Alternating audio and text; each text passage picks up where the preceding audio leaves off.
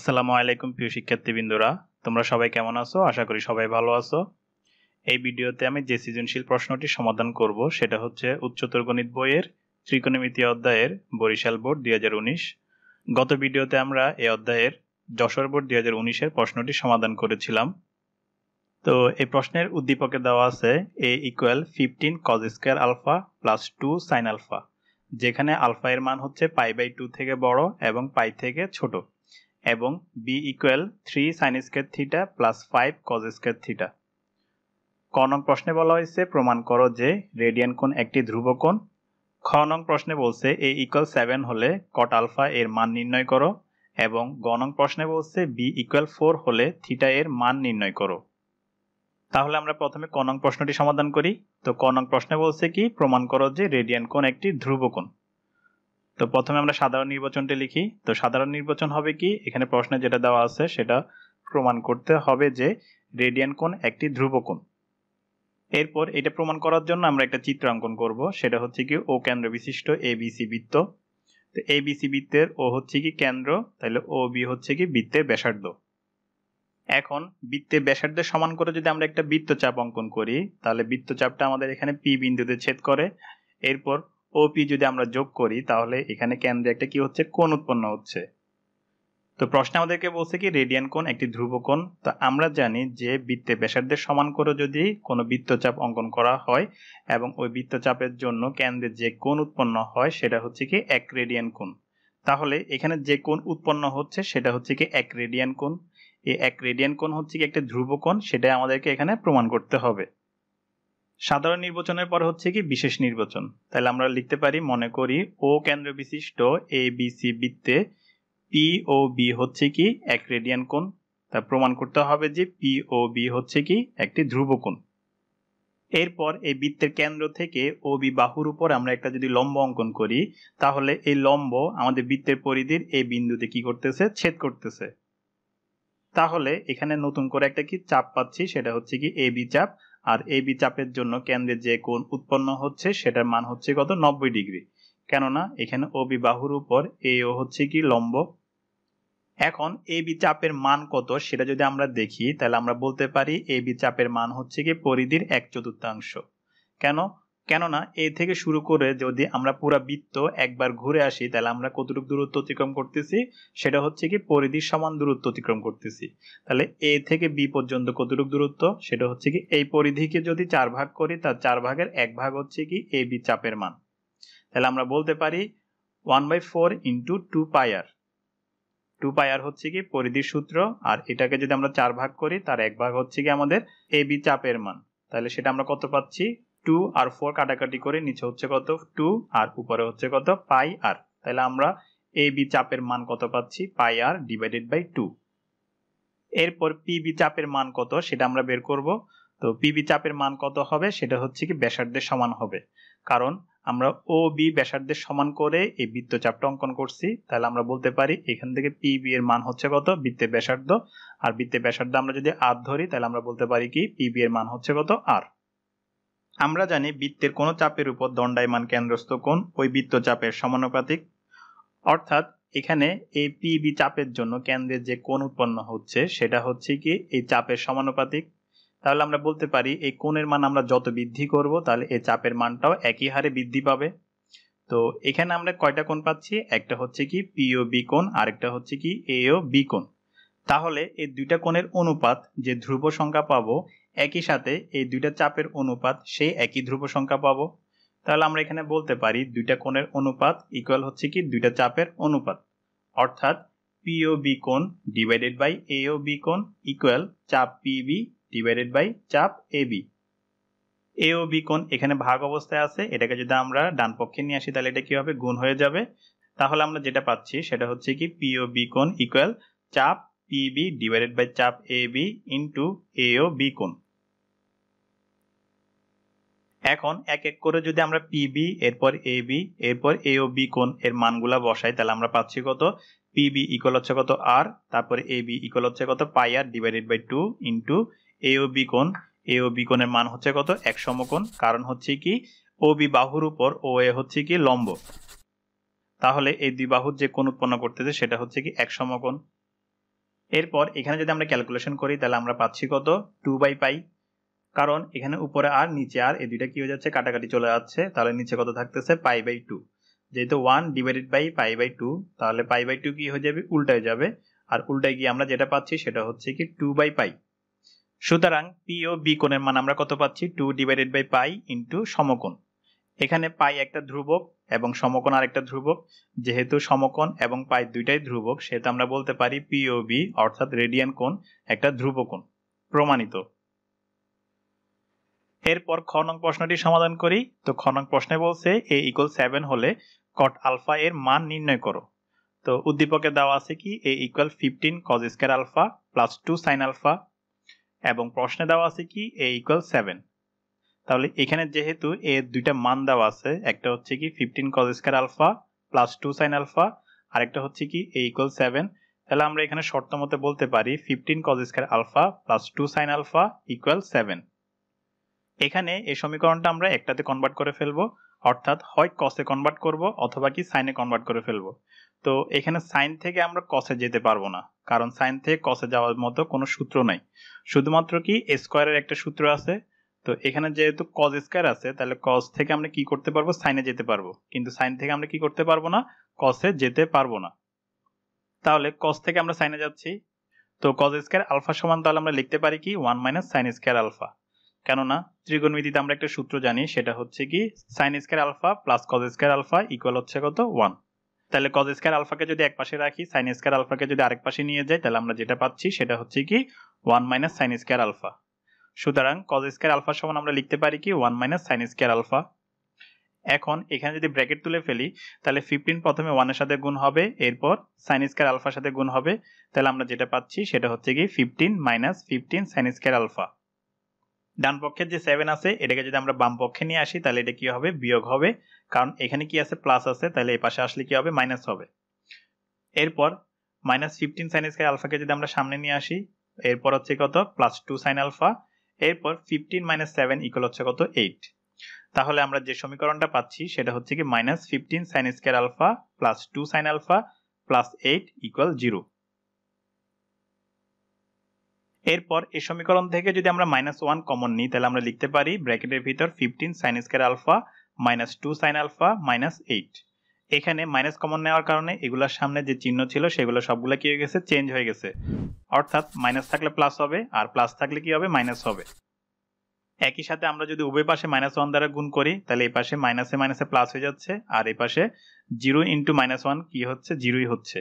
তাহলে আমরা যে সমীকরণটা পাচ্ছি সেটা হচ্ছে কি 15 sin square alpha -2 sin alpha -8 ইকুয়াল হচ্ছে কত 0। এখন এই সমীকরণে আমাদের কি করতে হবে মিডল টার্ম ফ্যাক্টর করা লাগবে, অর্থাৎ প্রথম এবং লাস্টের যে সংখ্যাটা এই দুইটা সংখ্যা আমরা কি করব গুণ করব। গুণ করলে আমরা যে সংখ্যাটা পাবো ওই সংখ্যাটাকে আমাদের এমন দুইটা সংখ্যায় কি করতে হবে ভাঙতে হবে যাতে আমরা ওই দুইটা সংখ্যা গুণ করলে 15 × 8 যে সংখ্যাটা পাচ্ছি ওইটা পাবো, এবং যোগ বিয়োগ করলে আমরা এই মাঝখানের যে সংখ্যাটা আছে সেটা মিলাইতে পারবো। তাহলে আমরা যদি দেখি তাহলে আমরা পাচ্ছি কত সেটা -12 এবং হচ্ছে কি +10, অর্থাৎ এই সমীকরণটা যদি আমরা মিডল টার্ম ফ্যাক্টর করি তাহলে আমরা যেটা পাচ্ছি সেটা হচ্ছে 15 sin square alpha -12 sin alpha +10 sin alpha -8 = 0। এখানে প্রথম দুইটা সংখ্যার দিকে খেয়াল করি, এখানে আমাদের কি কমন যাচ্ছে সেটা হচ্ছে কি 3 কমন যাচ্ছে, একই সাথে কি কমন যাচ্ছে sin আলফা কমন যাচ্ছে। তাহলে এই দুইটা সংখ্যা থেকে যদি আমরা 3 sin আলফা কমন নিই তাহলে ব্র্যাকেটের ভিতরে আমরা যেটা লিখতে পারবো সেটা হচ্ছে কত 5 sin আলফা -4। একইভাবে এই দুইটা সংখ্যার দিকে যদি আমরা খেয়াল করি তাহলে এখান থেকে আমরা 2 কমন নিতে পারতেছি, আর 2 কমন নিলে ব্র্যাকেটের ভিতর যে সংখ্যাটা বসবে সেটা হচ্ছে কি 5 sin আলফা -4। এরপর এখানে এই রাশি থেকে এখন আমরা কি কমন নিতে পারবো 5 sin আলফা -4 কমন নিতে পারবো। 5 sin আলফা -4 যদি আমরা কমন নিই তাহলে আমরা লিখতে পারতেছি কত ব্র্যাকেটের ভিতর 3 sin আলফা +2। সুতরাং আমরা যে সমীকরণটা পাচ্ছি সেটা হচ্ছে কি 5 sin আলফা -4 × 3 sin আলফা +2 = 0। এখানে আমরা যদি লক্ষ্য করি তাহলে আমরা দেখব 5 sin আলফা -4 একটা রাশি, 3 sin আলফা +2 আরেকটা রাশি, এবং দুইটা রাশির গুণফল হচ্ছে কত 0। তো যখন দুইটা রাশির গুণফল 0 হয় তখন আমরা বলতে পারি প্রথম রাশি = 0 হবে অথবা দ্বিতীয় রাশি = 0 হবে। তাহলে আমরা লিখতে পারি হয় 5 sin আলফা -4 = 0 হবে অথবা 3 sin আলফা +2 = 0 হবে। তাহলে প্রথমে আমরা এখানে 5 sin alpha minus 4 equal 0 এই সমীকরণটা দেখি। এখানে 4 কি অবস্থায় আছে? এখানে 4 মাইনাস অবস্থায় আছে। তাহলে এটাকে যদি আমরা সমান সমানের এই পাশে নিয়ে আসি তাহলে আমরা কি পাচ্ছি? +4। এরপর এখানে 5 কি আছে? গুণ অবস্থায় আছে। তাহলে এটাকে যদি আমরা ডান পক্ষে নিয়ে আসি তাহলে এটা কি হবে? ভাগ হবে। তাহলে আমরা এখানে যেটা লিখতে পারি সেটা হচ্ছে কি 4/5। সুতরাং sin alpha ইকুয়াল হচ্ছে কত? 4/5। তো প্রশ্নে আমাদেরকে আলফার জন্য একটা কি দেওয়া আছে? শর্ত দেওয়া আছে। সেটা হচ্ছে কি আলফার মান π/2 থেকে বড় হইতে হবে এবং পাই থেকে ছোট হইতে হবে। তো এটা যদি আমরা একটা চতুষ্ফলকের মাধ্যমে দেখি, এটা হচ্ছে আমাদের চতুষ্ফলক। এখানে sin আলফার মান হচ্ছে কি পজিটিভ, আর আমরা জানি চতুষ্ফলকের মধ্যে প্রথম এবং দ্বিতীয় চতুষ্ফলকে sin এর মান হচ্ছে কি পজিটিভ। এখানে আলফার যে শর্ত দেওয়া আছে সেটা হচ্ছে কি π/2 থেকে বড় এবং পাই থেকে ছোট, অর্থাৎ আমাদেরকে দ্বিতীয় চতুষ্ফলকের কথা নির্দেশ করতেছে। তাহলে আমরা এখানে বলতে পারি sin আলফা ইকুয়াল 4/5, এটা হচ্ছে কি গ্রহণযোগ্য। এরপর 3 sin আলফা প্লাস 2 ইকুয়াল 0 এই সমীকরণটা দেখি। তো এখানে 2 যোগ অবস্থায় আছে, তাহলে এটাকে যদি আমরা এই পাশে নিয়ে আসি তাহলে এটা কি হবে? -2 হবে। এরপর 3 এখানে গুণ অবস্থায় আছে, এটাকে যদি আমরা এই পাশে নিয়ে আসি তাহলে এটা কি হবে? ভাগ হবে। তাহলে আমরা যেটা পাচ্ছি সেটা হচ্ছে কি -2/3। সুতরাং sin আলফা ইকুয়াল আমরা কত পাচ্ছি? -2/3 পাচ্ছি। এটার ক্ষেত্রে যদি আমরা এই একই শর্ত খাটাই তাহলে আমরা দেখতে পারতেছি এখানে আলফার মান হচ্ছে কত? π/2 থেকে বড় এবং পাই থেকে ছোট। তো π/2 থেকে বড়, পাই থেকে ছোট, এটা আমাদেরকে দ্বিতীয় চতুষ্ফলক নির্দেশ করে। তো দ্বিতীয় চতুষ্ফলকে sin এর মান হচ্ছে কি পজিটিভ, কিন্তু এখানে আমরা যেটা পাচ্ছি সেটা হচ্ছে কি নেগেটিভ। তাহলে আমরা বলতে পারি sin আলফা ইকুয়াল -2/3, এটা কি হবে না? গ্রহণযোগ্য হবে না। এরপর আমরা যদি প্রশ্নের দিকে তাকাই, আমাদের প্রশ্নে বের করতে বলছি cot আলফা। তো cot আলফা ইকুয়াল আমরা জানি কি cos আলফা ডিভাইডেড বাই হচ্ছে কি sin আলফা। তো এখানে আমরা অলরেডি sin আলফার একটা মান বের করে ফেলছি, আমাদের এখন লাগবে কি cos আলফার মান। তো cos আলফার মান আমরা এটা থেকে বের করতে পারবো। তাহলে আমরা এখানে যদি এই সমীকরণে উভয় পাশে বর্গ করি তাহলে আমরা যেটা পাচ্ছি সেটা হচ্ছে কি sin square alpha equal 4/5 whole square. sin square alpha সমান আমরা লিখতে পারি কি 1 cos স্কয়ার আলফা, কেননা sin square alpha plus cos square alpha equal হচ্ছে কত? 1। তো sin স্কয়ার আলফাকে যদি আমরা এক পাশে রাখি, cos স্কয়ার আলফাকে যদি আরেক পাশে নিয়ে যাই তাহলে আমরা যেটা পাচ্ছি সেটা হচ্ছে কি sin square alpha equal 1 cos square alpha. সেই অনুযায়ী আমরা এখানে sin স্কয়ার আলফা ইকুয়াল লিখতে পারি 1 cos স্কয়ার আলফা। এরপর ডান পক্ষে আমরা যদি ব্র্যাকেট তুলে ফেলি তাহলে আমরা পাচ্ছি কত? 4/5 whole square equal 16 divided by 25। cos square আলফাকে যদি আমরা এই পাশে নিয়ে আসি তাহলে এটা যেহেতু এখানে কি আছে মাইনাস আছে তাহলে প্লাস হবে। এরপর 16 ডিভাইডেড বাই 25 কে যদি আমরা এই পাশে নিয়ে যাই তাহলে সেটা কি হবে? প্লাস আছে, এখানে এই পাশে আসলে কি হবে? মাইনাস হবে। একই সাথে যদি আমরা সাইড চেঞ্জ করি তাহলে আমরা লিখতে পারি cos square alpha equal 1 16 divided by 25। 1 16 divided by 25 যদি আমরা ক্যালকুলেশন করি তাহলে আমরা পাচ্ছি কত? 9 ডিভাইডেড বাই 25। তাহলে আমরা বলতে পারি cos স্কয়ার আলফা ইকুয়াল 9/25। এখন সমীকরণের উভয় পাশে আমরা কি করব? রুট করব। তাহলে সমীকরণের উভয় পাশে যদি আমরা রুট করি তাহলে সমীকরণের যে কোনো এক পাশে আমাদের কি করতে হবে? প্লাস মাইনাস চিহ্ন দেওয়া লাগবে। তো এই পাশে স্কয়ার রুটে কাটাকাটি করে থাকতেছে কত? cos আলফা, আর এই পাশে আমরা কত পাচ্ছি? Plus minus √9/25। √9/25 ইকুয়াল হচ্ছে কত? 3/5। তাহলে আমরা cos আলফা ইকুয়াল কত পাচ্ছি? Plus minus 3/5। তো এখান থেকে আমরা ঋণাত্মক মানটা নিব, আর ঋণাত্মক মান নিয়ে আমরা কত পাচ্ছি সেটা হচ্ছে -3/5। কারণ আলফার যে সত্য দেওয়া আছে সেটা হচ্ছে কি π/2 থেকে বড় হইতে হবে এবং পাই থেকে ছোট হইতে হবে। তো π/2 থেকে বড় এবং পাই থেকে ছোট যেটা আমাদের নির্দেশ করে সেটা হচ্ছে কি দ্বিতীয় চতুষ্ফলক। তো দ্বিতীয় চতুষ্ফলকে আমরা যদি cos আলফার মান দেখি তাহলে আমরা পাচ্ছি কত? সেখানে মাইনাস পাচ্ছি। সেজন্য আমরা এখানে যে দুইটা মান আছে এই দুইটা মান থেকে আমরা কোন মানটা নিব? ঋণাত্মক মানটা নিব। সুতরাং আমরা বলতে পারি cos আলফা ইকুয়াল হচ্ছে কত? -3/5। ফাইনালি এই রেঞ্জের মধ্যে cos আলফা হচ্ছে কি ঋণাত্মক এবং sin আলফা হচ্ছে কি ধনাত্মক। তো তাহলে sin আলফার মান হচ্ছে কত? 4/5 এবং cos আলফার মান হচ্ছে কত? -3/5। তো আমাদের প্রদত্ত রাশি হচ্ছে কি cot আলফা। তো cot আলফা সমান আমরা কি লিখতে পারি সেটা হচ্ছে কি cos alpha divided by sin alpha. এখন cos আলফার মান হচ্ছে কত? -3/5 এবং sin আলফার মান 4/5 যদি আমরা বসাই তাহলে আমরা যেটা পাচ্ছি সেটা হচ্ছে -3/5 ডিভাইডেড বাই 4/5। এখানে উপরে একটা ফ্র্যাকশন, নিচে আরেকটা ফ্র্যাকশন, এবং দুইটা ফ্র্যাকশন এখানে কি অবস্থায় আছে? ভাগ অবস্থায় আছে। তো যখন দুইটা ফ্র্যাকশন ভাগ অবস্থায় থাকে তখন আমাদের এটা ক্যালকুলেশন করার জন্য কি করতে হয়? আগে গুণ অবস্থায় নিতে হয়। তো গুণ অবস্থায় নিলে আমাদের নিচের যেটা থাকে সেটা কি হয়ে যায়, উল্টায় যায়। তাহলে আমরা যেটা লিখতে পারি সেটা হচ্ছে কি -3/5 ইন্টু নিচেরটা উল্টাই, সেটা কত হচ্ছে 5/4। এখানে 5 আর এই 5 কি হচ্ছে কাটাকাটি করে চলে যাচ্ছে, তাহলে আমরা যেটা পাচ্ছি সেটা হচ্ছে কি -3/4। তো cot আলফা ইকুয়াল -3/4, এটাই হচ্ছে আমাদের অ্যান্সার। এরপর গণক প্রশ্নটি সমাধান করি। গণক প্রশ্নে বলছে b ইকুয়াল 4 হলে থিটা এর মান নির্ণয় করো। তো উদ্দীপক হতে আমরা পাচ্ছি কি b equal 3 sin square theta plus 5 cos square theta, এবং প্রশ্নে দেওয়া আছে কি b ইকুয়াল 4। এখানে b এর দুইটা মান দেওয়া আছে, একটা হচ্ছে কি 3 sin square theta plus 5 cos square theta, আর একটা হচ্ছে কি 4। অর্থাৎ শর্ত মতে আমরা বলতে পারি 3 sin square theta plus 5 cos square theta equal 4। এটাকে আমরা 1 নং সমীকরণ দিলাম। এখন যেহেতু এখানে থিটা এর মান নির্ণয় করতে বলছে, অর্থাৎ সমীকরণটা সমাধান করতে বলছে, তাহলে আমাদের এখানে কি করতে হবে, এখানে সাইনকে হয় কসে কনভার্ট করে ফেলতে হবে অথবা কসকে সাইনে কনভার্ট করে ফেলতে হবে। তা আমরা এখানে সাইনকে কসে কনভার্ট করতেছি, তাহলে আমরা সাইন স্কয়ার থিটা সমান আমরা লিখতে পারি 1 - cos স্কয়ার থিটা। এরপর এখানে যদি আমরা ব্র্যাকেট তুলে ফেলি তাহলে 3 প্রথমে 1 এর সাথে গুণ হবে, এরপর 3 cos স্কয়ার থিটার সাথে গুণ হবে। তাহলে আমরা যেটা পাচ্ছি সেটা হচ্ছে কি 3 - 3 cos square theta plus 5 cos square theta minus 4 equal 0। -3 cos square theta plus 5 cos square theta calculation করে আমরা পাচ্ছি কত 2 cos স্কয়ার থিটা, আর 3 - 4 ইকুয়াল হচ্ছে কত -1, অর্থাৎ 2 cos স্কয়ার থিটা -1 ইকুয়াল হচ্ছে কত 0। এরপর এই -1 কে যদি আমরা এই পাশে নিয়ে আসি তাহলে এটা কি হবে, প্লাস হবে। তাহলে আমরা লিখতে পারি 2 cos স্কয়ার থিটা ইকুয়াল হচ্ছে কত 1। একইভাবে 2 এখানে গুণ অবস্থায় আছে, এটাকে যদি আমরা এই পাশে নিয়ে আসি তাহলে এটা কি হবে, ভাগ হবে। তাহলে ভাগ হইলে আমরা এটা লিখতে পারি cos স্কয়ার থিটা ইকুয়াল হচ্ছে কত 1/2। এখন উভয় পাশে রুট করা লাগবে। তো উভয় পাশে যদি আমরা রুট করি তাহলে সমীকরণের যে কোনো এক পাশে আমাদের কি করতে হবে, প্লাস মাইনাস চিহ্ন দেওয়া লাগবে। তো এই পাশে স্কয়ার রুটে কাটাকাটি করে থাকতেছে কত cos থিটা, আর এই পাশে হচ্ছে কত প্লাস মাইনাস √1/2।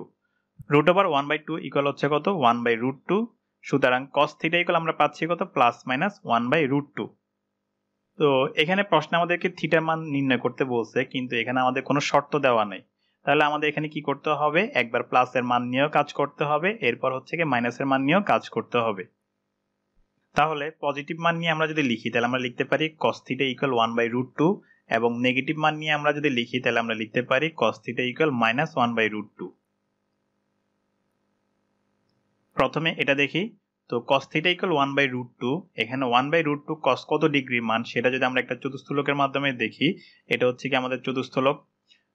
তো এখানে cos থিটার মান হচ্ছে কি পজিটিভ, আর আমরা জানি চতুস্থলকের মধ্যে প্রথম এবং চতুর্থ চতুস্থলকে cos এর মান হচ্ছে কি পজিটিভ। তাহলে প্রথম চতুস্থলকে cos কত ডিগ্রির মান 1/√2 সেটা যদি আমরা দেখি তাহলে আমরা পাচ্ছি কত cos π/4 এর মান হচ্ছে কত 1/√2, এবং চতুর্থ চতুস্থলকে cos কত ডিগ্রির মান 1/√2 সেটা যদি আমরা দেখি তাহলে আমরা পাচ্ছি কত cos 2π মাইনাস π/4 এর মান হচ্ছে কত 1/√2। 2π মাইনাস π/4 যদি আমরা ক্যালকুলেশন করি আমরা পাচ্ছি কত 7π ডিভাইডেড বাই 4। এরপর উভয় পাশ থেকে যদি আমরা কি cos বাদ দিয়ে লিখি তাহলে আমরা থিটা ইকুয়াল কত পাচ্ছি π/4 এবং 7π ডিভাইডেড বাই 4। এরপর এখানে দেখি cos থিটা ইকুয়াল -1/√2। তো cos থিটা ইকুয়াল -1/√2 সেটা cos কত ডিগ্রির মান সেটা যদি আমরা একটা চতুস্থলকের মাধ্যমে দেখি, এটা হচ্ছে কি চতুস্থলক। তো এখানে cos এর মান হচ্ছে কি নেগেটিভ, আর আমরা জানি চতুস্থলকের মধ্যে দ্বিতীয় এবং তৃতীয় চতুস্থলকে cos এর মান হচ্ছে কি নেগেটিভ। এখানে থিটা মান বের করার আগে আমরা দেখি 1/√2 cos কত ডিগ্রির মান সেটা হচ্ছে কত cos π/4 এর মান হচ্ছে কত 1/√2।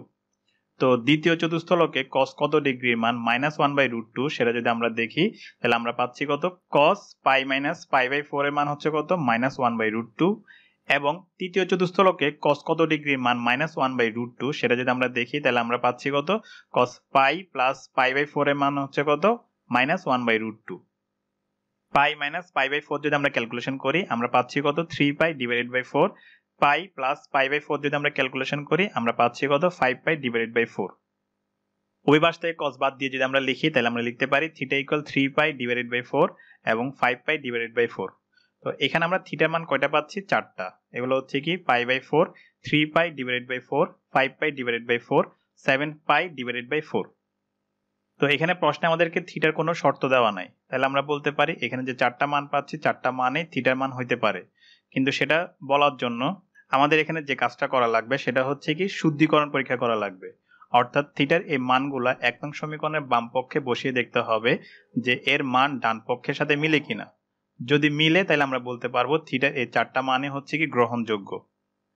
তাহলে প্রথমে থিটা ইকুয়াল π/4 বসাবো আমরা। তো ১ নং সমীকরণের ডান পক্ষ হচ্ছে কত 3 sin square theta plus 5 cos square theta. এখানে sin স্কয়ার থিটাকে আমরা এভাবে লিখতে পারি sin থিটা হোল স্কয়ার, আর cos স্কয়ার থিটাকে আমরা এভাবে লিখতে পারি cos থিটা হোল স্কয়ার। এখন থিটা ইকুয়াল π/4 যদি আমরা বসাই তাহলে আমরা পাচ্ছি কত 3 sin π/4 whole square plus 5 cos π/4 whole square. sin π/4 এর মান হচ্ছে কত 1/√2, cos π/4 এর মান হচ্ছে কত 1/√2। তাহলে আমরা যেটা পাচ্ছি সেটা হচ্ছে কি 3 1/√2 whole square plus 5 1/√2 whole square. Bracket তুললে আমরা পাচ্ছি কত 1/2, আর এখানে আমরা কত পাচ্ছি 1/2। তাহলে 3 1/2 ইকুয়াল 3/2, 5 1/2 ইকুয়াল হচ্ছে কত 5/2। 3/2 প্লাস 5/2 যদি আমরা ক্যালকুলেশন করি তাহলে আমরা পাচ্ছি কত 4। এরপর ১ নং সমীকরণের বাম পক্ষে আমরা যদি থিটা ইকুয়াল 3π/4 বসাই তাহলে আমরা পাচ্ছি 3 sin 3π/4 whole square plus 5 cos 3π/4 whole square. sin 3π/4 equal হচ্ছে কত 1/√2, cos 3π/4 ইকুয়াল হচ্ছে কত -1/√2। এখানে আমরা যদি একইভাবে ক্যালকুলেশন করি তাহলে আমরা এখানে কত পাচ্ছি 4 পাচ্ছি। একইভাবে আমরা থিটা ইকুয়াল যদি 5π/4 ১ নং সমীকরণের বাম পক্ষে বসাই তাহলে আমরা পাচ্ছি কত 3 sin 5π/4 whole square plus 5 cos 5π/4 whole square. sin 5π/4 এর মান হচ্ছে কত -1/√2, cos 5π/4 এর মান হচ্ছে কত -1/√2। এটাকে যদি আমরা একইভাবে আবার ক্যালকুলেশন করি তাহলে আমরা এখানে পাচ্ছি কত 4। এরপর ১ নং সমীকরণের বাম পক্ষে আমরা যদি থিটা ইকুয়াল 7π/4 বসাই তাহলে আমরা যেটা পাচ্ছি সেটা হচ্ছে কি 3 sin 7π/4 whole square plus 5 cos 7π/4 whole square. sin 7π/4 এর মান হচ্ছে কত -1/√2, cos 7π/4 এর মান হচ্ছে কত 1/√2। এটাকে একইভাবে আমরা যদি আবার ক্যালকুলেশন করি তাহলে আমরা কত পাচ্ছি সেটা হচ্ছে কত 4। তো এখানে আমরা একটা জিনিস যদি লক্ষ্য করি সেটা হচ্ছে কি থিটা এর সবগুলো মানের জন্য আমরা এখানে কত পাচ্ছি 4 পাচ্ছি, যেটা ১ নং সমীকরণের ডান পক্ষের সাথে মিলতেছে। তাহলে আমরা বলতে পারি থিটার সবগুলো মানে হচ্ছে কি গ্রহণযোগ্য। সুতরাং নির্ণয় সমাধান থিটা ইকুয়াল হচ্ছে কত π/4, 3π/4, 5π/4, 7π/4। এটাই হচ্ছে আমাদের অ্যান্সার।